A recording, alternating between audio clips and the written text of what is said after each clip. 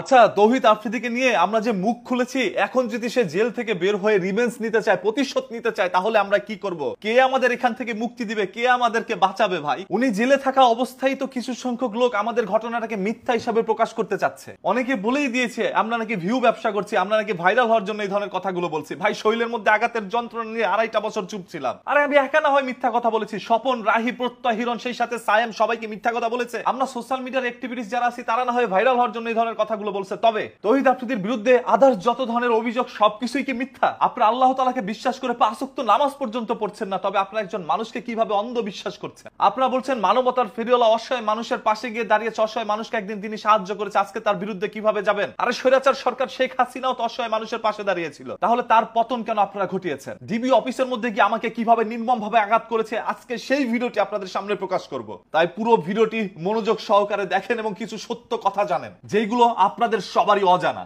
তৌহিদ আফ্রিদিকে নিয়ে কথা বলার পর থেকে ভাই এখন পর্যন্ত চোখের মধ্যে ঘুম নাই। আমি রাতের বেলা ঘুমাইতে পারি না, আমার পরিবারটা পর্যন্ত ঘুমাইতে পারে না। তারা সবাই শুধু দুশ্চিন্তায় আছে, কখন যেন এই তৌহিদ আফ্রিদি ফেরত আসে, এসে যদি সে আবার রিভেঞ্জ নেয়, মানে প্রতিশোধ নেয়, যে আমার বিরুদ্ধে যারা কথা বলেছে, গোপন জিনিসটা ওপেন করে ফেলছে, তাদেরকে আমি দেখে নিব। যদি এটা সে চিন্তা করে ভাই, তাহলে আমাদের অবস্থা কি হবে? যারা আমরা সব জায়গায় সাক্ষাৎকার দিয়েছি, আমরা সকল সত্য তথ্যগুলো তুলে ধরেছি, এখন যারা আমাদের পাশে আছে, আমাদের বিপদের সময় কি তারা পাশে থাকবে? এটা চিন্তা করতে করতে রাতের বেলা ঘুম হয় না, ঘুমটা যেন হারাম হয়ে গিয়েছে। 2টা বছর চুপ ছিলাম, মনে হচ্ছে যে হ্যাঁ চুপ ছিলাম, ওইটাই ভালো ছিল। আজকে মুখ খুলে যেন বিপদে পড়ে গেলাম। নানা ধরনের দুশ্চিন্তা মাথার মধ্যে ঘুরে বেড়াচ্ছে। তবে এটাও সত্য যে সত্যিটা বলতেই হবে। সেই সত্যের সাথে এইটাও চরম সত্য যে তৌহিদ আফ্রিদি 1 মাস, 2 মাস, 6 মাস অন্তত পক্ষে জেল খাটবে, তারপর তো সে বের হয়ে আসবে। বের হয়ে আসার পর সে যদি আমাদের উপরে প্রতিশোধ স্বরূপ আচরণ করে, সে যদি আবারও টাকা এবং ক্ষমতার জোর দেখায়, আমাদেরকে ডিবি অফিসে নিয়ে নির্মম ভাবে আঘাত করে, তাহলে ভাই সেদিন কে থাকবে আমাদের পাশে? এই বাংলাদেশের মধ্যে যাদের টাকা পয়সা আছে, যাদের একটু ক্ষমতা ছিল, হয়তোবা ক্ষণিকের জন্য তারা আজকে শাস্তির আওতায় গিয়েছে, তবে আগামীকাল যখন তারা আবার ফিরে আসবে, এরা আবারও সেম একই অপরাধ করবে, বা করার সম্ভাবনাটাই কিন্তু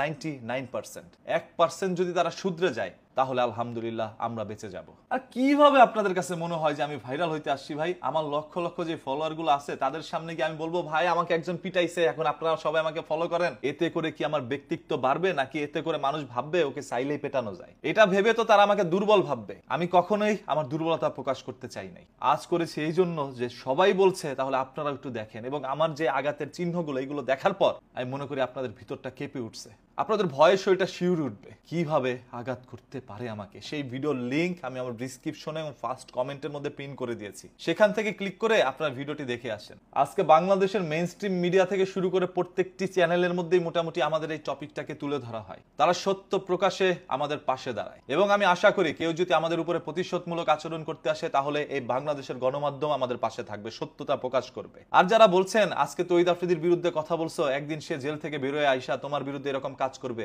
তাদেরকে বলতে চাই, তৌহিদ আফ্রিদি যদি এইরকম কাজ পুনরায় করে, আল্লাহ তাআলার তরফ থেকে তার বিচার এর চাইতে কয়েক গুণ বেশি ভয়ঙ্কর হইতে পারে। কারণ এই পৃথিবীর কোন স্বৈরাচার টিকে থাকে নাই। বাংলাদেশের দিকে তাকাইলে দেখবেন শেখ হাসিনা, অন্যদিকে তাকাইলে ফিরাউন, নমরুদ রয়েছে, এবং পৃথিবীর অসংখ্য বড় বড় স্বৈরাচারেরও পতন ঘটেছে মহান আল্লাহ তাআলার তরফ থেকে। আমি বিশ্বাস করি আমার আল্লাহকে, কারণ আল্লাহর বিচার সব থেকে কঠিন হয়। মানুষ টাকা পয়সা খেয়ে যার বিচার করতে পারে নাই, আল্লাহ তার বিচার করবে ইনশাআল্লাহ। আমি একা না, আমার পাশে মহান সৃষ্টিকর্তা রয়েছেন, যিনি আমাকে সৃষ্টি করেছেন। ভয় পেয়ে লাভ কি? আল্লাহ তাআলাই তো লিখে রেখেছেন কিভাবে দুনিয়া থেকে আমার বিদায় হবে। কপালের লিখা চাইলেই তো মোছা যায় না।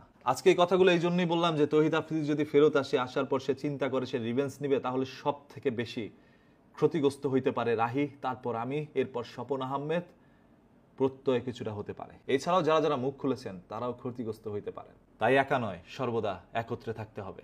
বাংলাদেশের প্রত্যেকটি টিভি চ্যানেলের কাছে একটা রিকোয়েস্ট, আপনারা সত্য প্রকাশে সর্বদা প্রস্তুত থাকুন।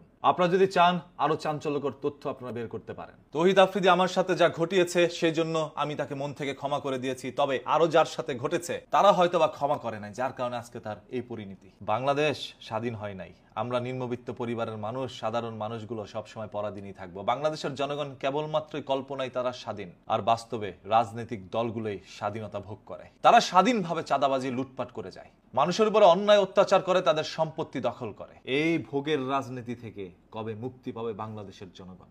আমাকে বিশ্বাস করতে হবে না, তবে আমার এই ঘটনাটাকে বিশ্বাস করেন, কারণ এটা সত্য।